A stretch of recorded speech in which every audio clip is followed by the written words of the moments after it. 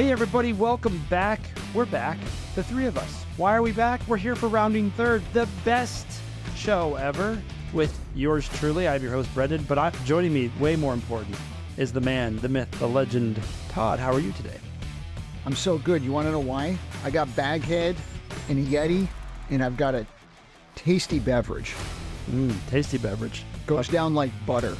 The tears of Mets fans. Yeah, that fills this and three more. Easily. And also the host, the most that everybody loves. Delicious. Dad, how are you doing today? Welcome. I'm worried about Todd drinking hot eggnog. Well, it would have to be a very vanilla beverage for that team because, you know, the manager, he's pretty vanilla. Boring. Yeah, very boring. I'll say this again. Just because he doesn't say much doesn't mean there are deep waters there. Oh, deep thoughts? No, there's no deep thoughts. Oh, Did you notice his black book that he has in the dugout is always on the same page? It's the same as when LeBron walks around with a book. He's always on the intro of the book. You never see him on chapter 2. So, maybe Buck's writing his life story. He just got hung up on on something. Yeah, it's my secret. It's the green notebook from The Waterboy, except there's nothing in it, and he's dressed in high heels talking on a phone that's not connected. What if it's just like doodles? Doodling about race cars. It might be. Here's my haiku about Daniel Vogelbach's eating habits. That's what he's writing in there. Now, if Saturday Night Live used to do awesome skits, if they did a great skit on what Buck was actually doing in his notebook, that would be fantastic. That's our idea. That's our skit. Dad, if you're ready for the day, you're ready for Rounding Third. I'm ready if you are, sir, to go down the journey. What do you have for us tonight? I am very excited about our story on Rounding Third today. I started with a simple story about a guy named Billy Martin. The Yankees have retired 23 numbers. I had lunch with a Yankee fan. He doesn't really know anything about baseball, but he knows everything about the Yankees. So I said, there's 23 numbers retired. Who's number one? He said, Babe Ruth. I said, no, I didn't ask you who was the first. Who wore number one? He immediately said, Billy Martin. Billy Martin, immensely popular in New York. My problem with doing this presentation, he's such an interesting character that I have probably 4 hours worth of material that I've tried to boil down. If we were studying literature, Billy Martin would be called a tragic hero. He has a tragic flaw, which is going to be his undoing. And we're going to try to find that flaw by looking at only a small part of Billy Martin, and that's Billy Martin, the manager. Believe me, there's a lot about Billy Martin. I would love to tell you, but I don't want to spend 3 hours. In 1988, the Elias Sports Bureau proclaimed Billy Martin the best manager in Major League history, based on modeling that found Martin's teams won 7.5 more games per year than they should have as predicted by statistics, higher than any other manager in history. So we're just going to look a little bit about what he did. Billy Martin ended his career as a part-time infielder with Minnesota Twins. They hired him to be a scout. He was so good, they gave him the job of manager the next year. The Twins were not a very good team. Billy goes in there, and they go 97-65, win the division, but lost to the Orioles in the playoffs, and Billy got fired. He was immediately hired by the Detroit Tigers. The Tigers had dropped under 500. Billy got the job and announced that they were going to win the title. The team surged for a while, but then ended up finishing in second place with 91 wins. They won the American League East crown, and Billy found a next star of the Detroit Tigers and a fellow by the name of Ron LaFleur, who was getting out of prison. Billy discovered him, signed him, and Ron LaFleur went on to be a big star for the Tigers for a few years, but Billy got fired. The Texas Rangers came in and said, we would like you to be our guy. The team was 47-81 on their way to 105 losses. Billy took over the team. He had them stealing bases, and the players themselves said they feared losing because Billy would get so mad. The next year, they won 84 games. He was manager of the year, and Billy got fired. The Yankees came in and said, we're bringing you back to the Bronx. Yankee Stadium. Billy is loved in New York. This was such a popular hire. First year, they win the American League pennant, but they lose in the World Series. The second year, they go on and win the World Series. And Billy got fired. But George Steinbrenner couldn't live without him. He brought him back for a second time. He got, he did really well in the second year. I didn't write down his record. The Yankees agreed to pay him more money and fired him. In 1979, 2 years later, at Old Timers Day, Steinbrenner announced he's bringing Martin back for a third time. The fans loved him. He was doing good. Thurman Munson died. The Yankees languished. Billy got fired. Then he decided to go to Oakland. Billy grew up in Oakland, California, and he took over the worst team in baseball. The Oakland A's had won 54 games. Get this one. Under Billy, they won 83 games the next year. He had a 5-man rotation. He hated his bullpen. He had 94 complete games pitched that year because he wouldn't pull his pitchers. Billy gets fired. Third time with the Yankees, he goes back there and he gets fired. The Yankees hired him a fourth and fifth time. Each time the fans went crazy and Billy would get fired. After the fifth time, Billy was killed in a car accident on Christmas Day. But it was stated he had already started the paperwork to go back to the Yankees for a sixth time. But he was dead. So we got to say, what's the deal with this guy? He just wins and gets fired. So let me give you a little history of Billy's tragic flaw. When he was with the Twins, Reggie Jackson, who was not playing for the Twins, playing for Oakland, he hit 2 homers. So the next time up, Billy Martin had his pitcher throw 2 pitches right at his head. A brawl ensued. The owner did not like the extracurricular stuff Billy did. He was so competitive. So he made a rule, you've got to come and meet with me every day. So what Billy did is he timed his meeting at the time the owner took a nap. So every day he would go in, they'd say he's napping, he'd just say Billy was here. 2 of his pitchers got in a fight at a bar. So Billy jumps in, punching his best pitcher, a 20-game winner, and they have a big fist fight. He kicked out the vice president of the United States after in the locker room because they lost the game. He kicked the vice president out of the locker room. Had numerous complaints about his drinking. That you're going to hear a few times. The team fired him because he was more trouble than he's worth. He goes to the Tigers. Immediately, his best hitter, Willie Horton, he benched him because he didn't like him. And they had a brouhaha going on. He put him in and out of the lineup. Constant conflicts with the umpires. If you know anything about Billy Martin, it comes with the territory. He wanted veterans traded, and the ownership refused.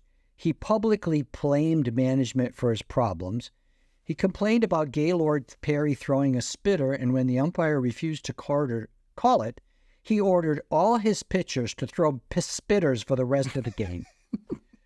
After that year, the owner of the Tigers said, more trouble than he's worth. The Rangers jumped on him. Got more complaints about drinking. I read an article, one of the guy who ended up being his third base coach on the Rangers. He said Billy Martin ruined his life. His wife divorced him, his family left him, and he became an alcoholic and had to go to AA because after every game, Billy he's all the time talking baseball. He'd talk baseball and he'd say, we got to go out and get drinks. And they would drink and drink and drink. And after Billy was done talking baseball, Billy would chase skirts around the bars. And he got tired of the Rangers playing Take Me Out to the Ball Game. And so he ordered the organist to play Thank God I'm a Country Boy. And the ownership, with all the drinking and carrying on, they fired him. He goes to the Yankees.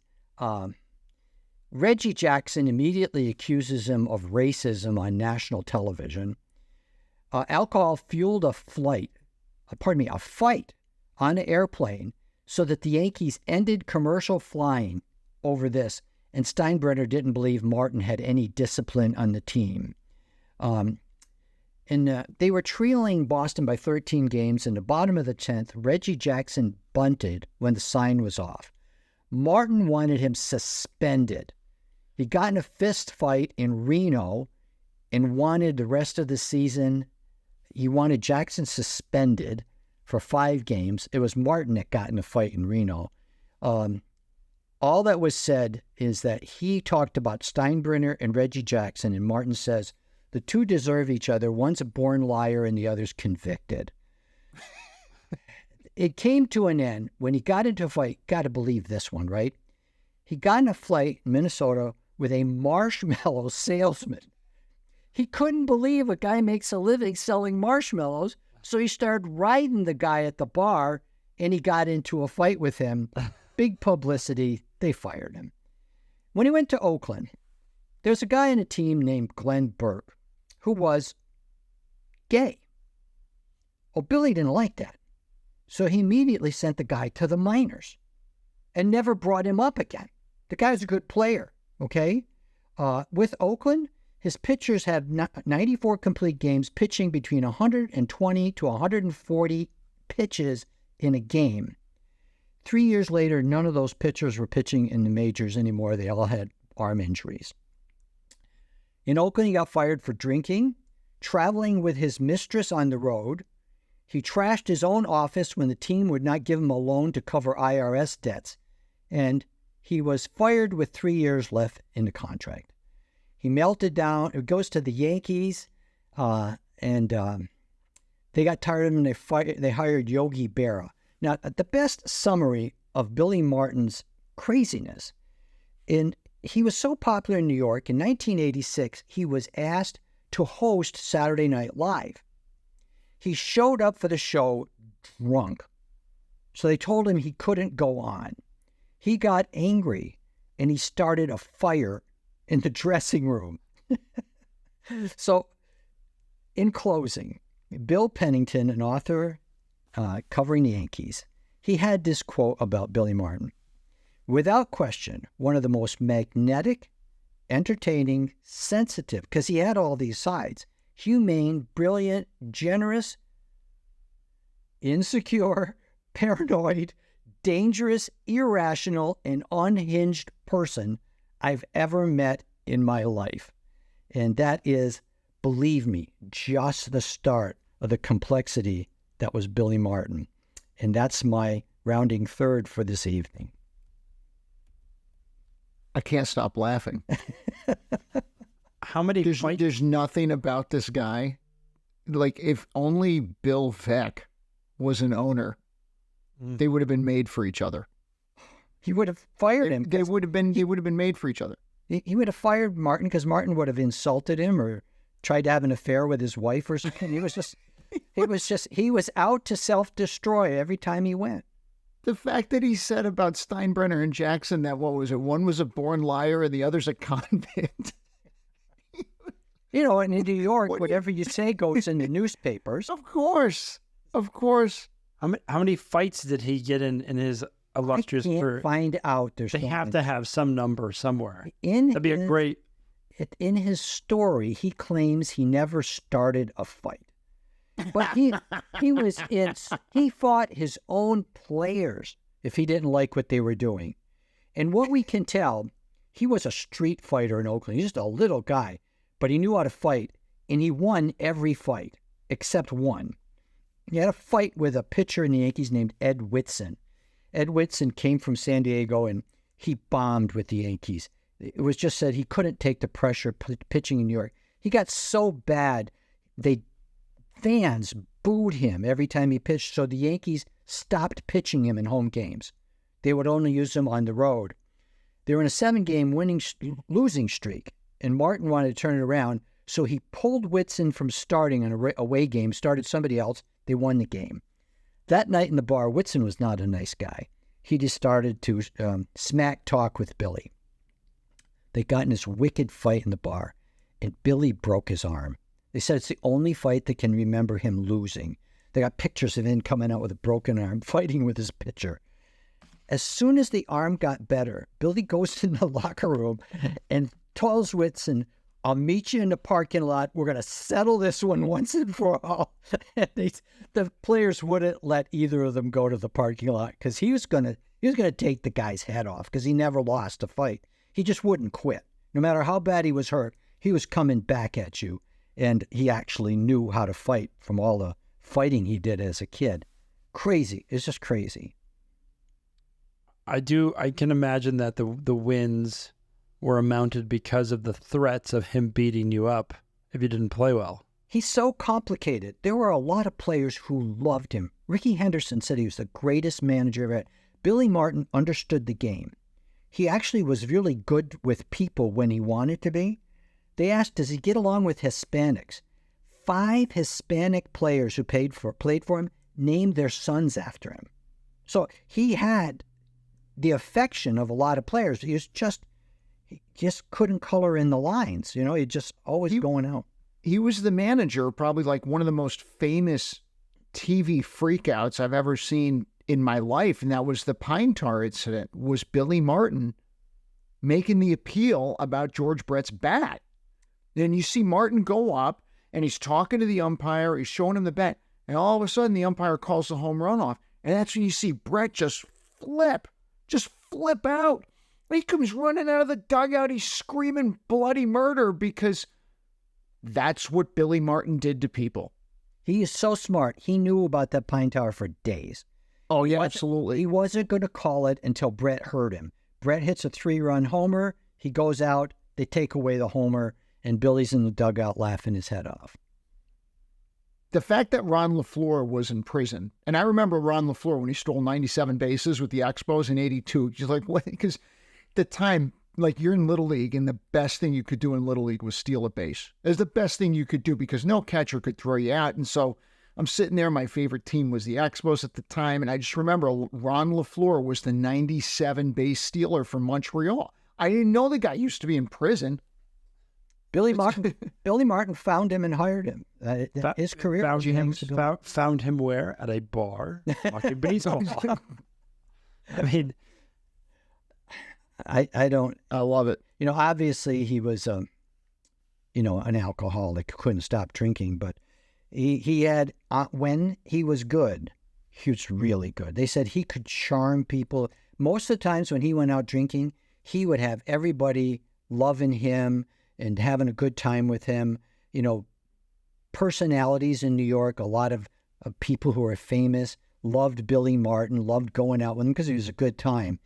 But boy, if you said something I heard another great quote, said, Billy Martin's the only guy who could hear somebody give him the finger. Because if he sensed there was something wrong, he got in a fight with a bridegroom on the night of the guy's wedding. He danced with the guy's wife, the new bride, right, who was drunk, as her husband was drunk. And when they got back together, she said, Billy Martin called me fat. So the guy goes down, says, you called my wife fat? He goes, I didn't call your wife fat. And he pointed to some fat lady in the bar. He said, I told her that woman's got a fat ass. But it didn't matter. The two were on. And he's fighting with the bridegroom on the night of the wedding. Publicist nightmare. Did you hear about when Bob Short heard that Martin was available? Go ahead. He said to his current manager, he goes, I'd fire my grandmother to hire Billy Martin. Well, he's crazy good. When he was good, he was really good. It's just you had to put up with so much junk from him. And he and Steinbrenner, they were like personalities, you know. Oh, yeah. You know, I read that the third time the Yankees hired him, the contract he signed was a lifetime. So even though he kept getting fired, even though he kept getting fired, he kept getting paid. Yeah. So they just, but they're just going to, he was so beloved by the people in New York. And, you know, he got his number retired, which says something about his importance to the organization. But how much of Billy Martin made the Steinbrenner legend the Steinbrenner legend? Like, Steinbrenner's not the Steinbrenner that we know without the interactions with Billy Martin. Were you guys old enough to remember the beer ads they did together? Nope. Vaguely. They would have beer ads where they would have two people who supposedly didn't get along argue about, I think it was... Less filling tastes great. Yes, something like that. Yeah. They had Billy and Steinbrenner do it, and that was the most popular ad. They just loved seeing the two guys together because all they ever heard was they hated each other. I love the Saturday Night Live story because we're all of a sudden supposed to believe that in the 80s, Saturday Night Live suddenly had standards. Like suddenly, well, no, we will not be having any drinking on set, Mr. Martin. We eschew the use of illicit substances on the glorified set here. I don't think that was the problem. The problem is he showed up so drunk he couldn't go on. Well, he was drunk. He was sober enough to set fire to his dressing room when he could. I mean, he wasn't totally out of it. He was enough in it to get your attention. He's one of those characters in life that those that know those characters, they just take the light of a room.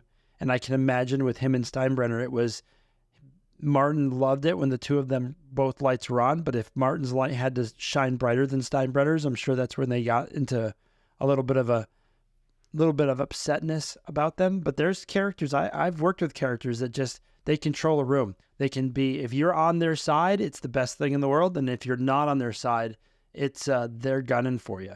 And the marshmallow sales guy story is the best because that sounds like I shouldn't say anybody. I love finding out interesting people when I'm going out and about and I say hi, what you do, all that stuff.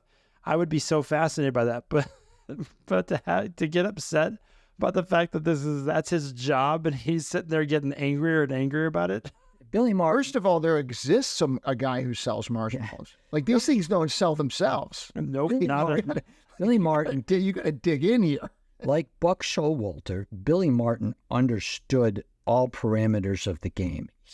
When he came up as a rookie for the Yankees, he would sit next to Casey Stengel, and all they did was talk about what to look for and he just knew the game. He got to the point as a manager, I never heard of this before.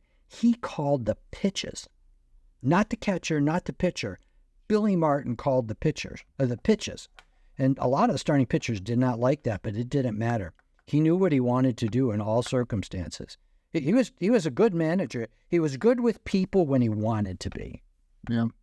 Cardinal O'Connor did his funeral at St. Patrick's Cathedral, apparently, and Richard Nixon showed up. None of this is surprising. Well, this is long after Nixon was Nixon. So he went from California to New York for a funeral. Wow. Yeah. Well, we got to remember Billy Martin. He's up there with the big names in baseball. Ruth Gehrig and Billy Martin. Does he have a statue in New York? No statue, but he got a retired number. No one else will play with that number. It would be a good statue, like a riot statue, and everyone would be like, "Why are we celebrating the riots?" No, that's Billy Martin. He's in a fight at a bar. He played second base, had limited power, batted lifetime about .250. So what there merits retiring his number? Is managing 5 times? It's just immense. He was a winner. Let's put it that way. Billy Martin won no matter what he did. When he was on the Yankees, they won. I will tell you this. This is why you should retire his number. If you have any employee or any individual, or you yourself are an individual that can get fired at the same job from the same boss 5 different times and get rehired, you got something. You got something pretty amazing to know that, hey, he's gonna come back and want me. This is their fault. I'm that amazing.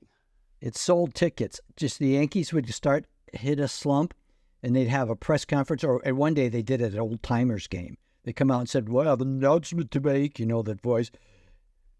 Starting next year in spring training, the Yankees' new manager will be Billy, and the crowd starts going crazy, running to buy season tickets for next year. It's unbelievable.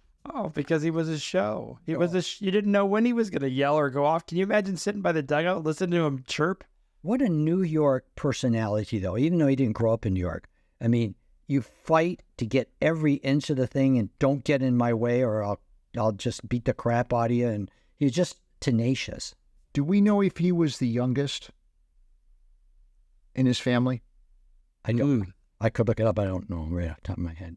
Oh, yes, and his family was a mess. He didn't know who his father was. His mother worked in a bordello, and he pretty much lived on the streets, but he played baseball with his older brother. And, the 8-year-old who's playing with the 12-year-olds, he gets pretty good. And by the time he got in high school, he was a really good high school player. They were winning the state championship. He got kicked out of the championship for having a fist fight with somebody on the other team. But that's probably why he was so feisty, I guess you'd call it, and so good, was because the guy is basically scrapping his whole life. Everybody's always taller than him. Everybody's always bigger than him. Yep. Nobody believes in him. Nobody thinks he can do anything. But in his head, he knows he can do it. He knows he can accomplish. He knows he can do this stuff. And all of a sudden, like, the guy, grows up, and it's like he's still fighting for that respect of those kids on the sandlot that were always bigger than him and always picking on him. He was the kind of player who, he didn't get any headlines because he played with Mickey Mantle and Yogi Berra and all these Hall of Famers, Whitey Ford. But invariably, Billy Martin did the little things to win the game. Moving the runners along, making a good defensive play when it was clutch time, getting a clutch hit. You need that single to keep the inning going. Billy finds a way to get it. And the longer you watched him play, you realize this guy is really helping us out, even though his numbers don't show much. And that's what he was. Those are the players that you need on a star-studded team, though. Yep. Mm-hmm. Well, that was a great rounding third. I certainly enjoyed it. For those of you that have great Billy Martin memories, please comment. Share some of those great, interesting stories. There's so many. I can only imagine listening to him chirp, being close to the dugouts. You can't hear anything nowadays from the managers. Everything's really cocooned in there. But back in the day, I'm sure you heard quite a bit. This is why they sold. Everyone couldn't wait to hear what he was going to say. You said, I didn't mention it, but that's what they said. Different than Buck. He started on the starting pitcher, the other players at the beginning of the game. And he was ruthless and he was personal. I saw your wife last night. He just didn't let up. It's like Paul Newman in Slapshot. Yeah. They literally made a movie in hockey about a manager in baseball. That would be great because it's 9 innings. It's not like it's a short amount of time. He's doing that for 9 innings. It's not like he's got one thing because the guy skates by. He's going to be right back out there. The other difference between him and Buck Showalter is he won. He did. And that's what we can do. That's our closing remarks. Billy Martin did win. That's a great. Thanks, Dad, for the episode rounding third. For those, please click follow, like us, and also please, I want to hear some comments on Mr. Billy Martin for those. Dad, great story. And again, I'm sure this could go on and on and on. What a wonderful story. Thanks, everybody. Have a great evening. Good night.